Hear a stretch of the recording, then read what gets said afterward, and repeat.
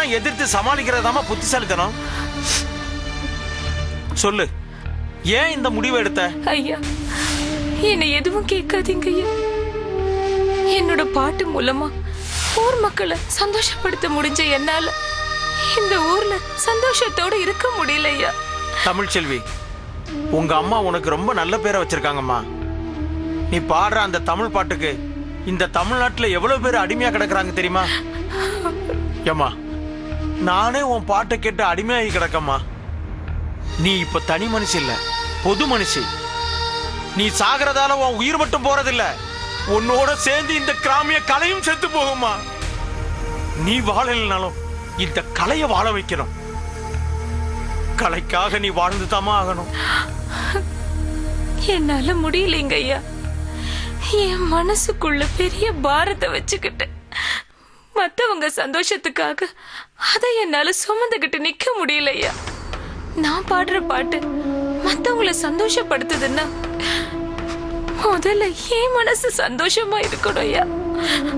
அப்பதான் வெளியே வர வார்த்தை சந்தோஷமா வரும். இல்லைன்னா நான் பாடுற பாட்டுல அர்த்தமே இல்லையா. இந்த அழகான உடம்புல அப்படி என்னமா கவலை? இந்த அழகுதான் கவலை ஐயா. உன்னை யார் என்ன சொன்னா சொல்லுமா, கூப்பிட்டு பஞ்சாயத்துல நிறுத்தி விடுறேன். வேண்டாம் ஐயா, அடுத்தவங்களை ஒன்னும் கஷ்டப்படுத்த வேண்டாம். அதுக்காக கழுத்துல கழுத்த மாட்டிக்கிட்டு தொங்கிடலாம் நீ முடிவு பண்ணிட்டியா? இதுல முடிவு பண்றதுல என்னையா இருக்கு? அதுவா நடக்கும். அப்படி நடக்க நான் விட மாட்டேமா. கடவுள் எல்லாருக்கும் எல்லாத்தையும் கொடுக்கறது இல்ல. அது உன் கலைங்கிறது லட்சத்துல ஒருத்தருக்கு தான் கொடுக்கறது.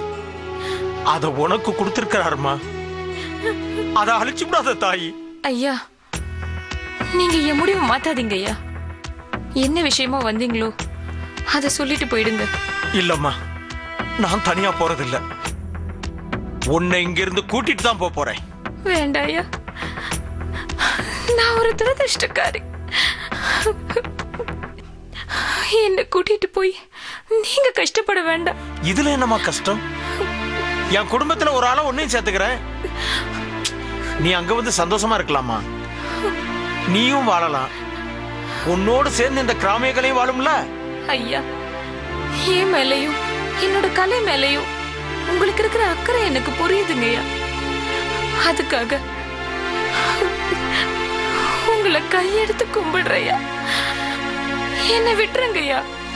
என்னமா நீ இம்புட்டு பிடிவாதமா இருக்க? நான் ஒரு வார்த்தை சொல்றேன்னா அது உன் நன்மைக்காக தான் இருக்கும். ஆனா என்னோட விஷயத்துல அது தோல்வியில தான் முடியும். மறுபடியும் சொல்றேன், என்னால நீங்க கஷ்டப்பட வேண்டாம். என்னம்மா அப்படி ஒரு கஷ்டம்? என் பிள்ளைங்க 5 பேர் இருக்காங்க. உனக்கு ஏதாவது ஆச்சுன்னா அவங்க சும்மா இருப்பாங்களா? உன் பாட்டுக்கு இந்த பெரியபட்டி மக்கள் அத்தனை பேரும் அடிமையாகி கிடக்குறாங்கம்மா. அவங்க எல்லாம் உன்னை பாத்துக்கிடுவாங்கம்மா. ஐயா, நான் வரலைங்க ஐயா.